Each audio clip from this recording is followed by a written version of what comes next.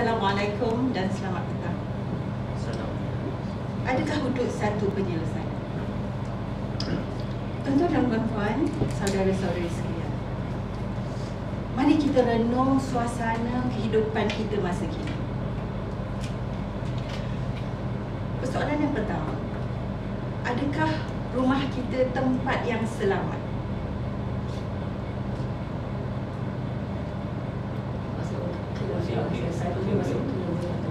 Tapi saya percaya hampir kesemua ataupun kalau tak pun semua yang memasang grill di tingkap ataupun pintu. Betul? Mereka yang lebih berada, alhamdulillah ya, kita memberi CCTV perniagaan, peluang perniagaan kepada mereka seperti Cik Ismail, peniaga kisah.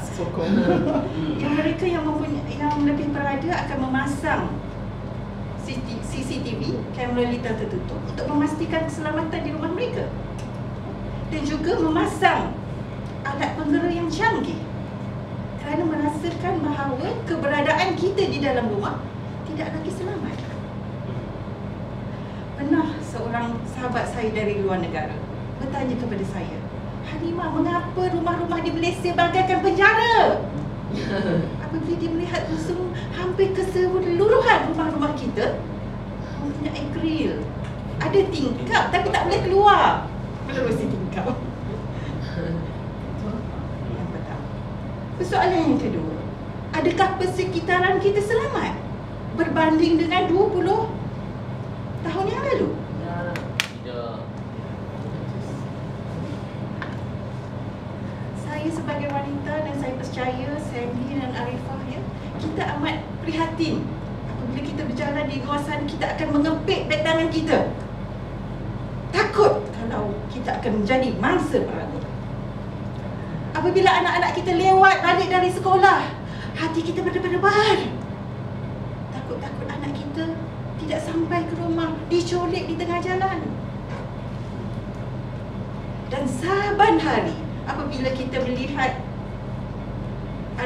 media arus perdana, begitu banyak jenayah-jenayah yang berlaku. Jenayah ragut, jenayah rompak, kecurian, dan amat menyedihkan kita baru-baru ini seorang kanak-kanak 11 tahun, siapa namanya? Nurliana Syuhada atau dipanggilannya Cina, dijumpai dibunuh selepas dirokok. Ini amat menyedihkan kita. Mengapa ini berlaku? Dan saya pernah menjadi mangsa kecurian 2 kali. Apabila membuat laporan polis, seolah-olah pihak polis merasakan itu perkara biasa, kecurian itu biasa. Sedangkan rompakan juga berlaku. Ramai di kalangan kawan-kawan saya yang menjadi mangsa rompak, diikat, diugut di dalam rumah mereka sendiri.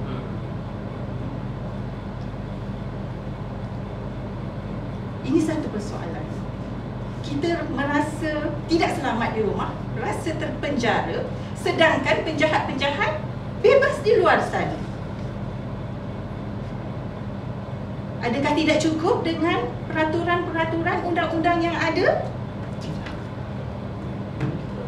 Jadi mungkin sampai masanya untuk kita berfikir, adakah hudud satu penyelesaian? Bagi kami, bagi saya yang percaya bahawa hukum ini adalah yang diturunkan oleh Yang Maha Pencipta, sudah tentu kita yakin. Tapi mari kita kaji untuk menambah keyakinan kita dan memberi keyakinan kepada orang lain.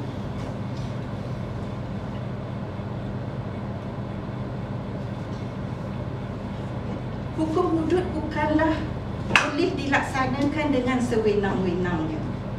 Kadang-kadang orang yang tidak faham mengatakan bahawa kalaulah dilaksanakan hukum hudud ni, ramailah orang yang akan pudung tangannya. Tidak semudah itu untuk kita melaksanakan hukum hukuman hudud itu. Syarat-syaratnya begitu ketat sekali. Kita ambil contoh jenayah mencuri ataupun merompak. Hukuman hudud ataupun potong tangan tidak boleh dilaksanakan sekira pencuri itu masih kanak-kanak. Hukuman tidak boleh dijatuhkan kepada pencuri yang mencuri kerana kelaparan, kepada mereka yang miskin yang mencuri kerana menyara kehidupan keluarga. Hukum hudud potong tangan tidak boleh dilaksanakan sekiranya barang yang dicuri itu diletakkan merata tempat, tidak di tempat yang sewajarnya, tidak dikunci. Jadi begitu ketat syarat-syarat yang diletakkan sebelum disabitkan dengan hukuman hudud. Dan jika ada sebarang keraguan, tidak boleh dijatuhkan hukuman ini.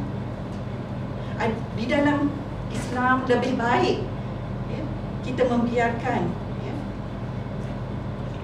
orang terlepas daripada dihukum berbanding dengan menghukum orang yang tidak bersalah.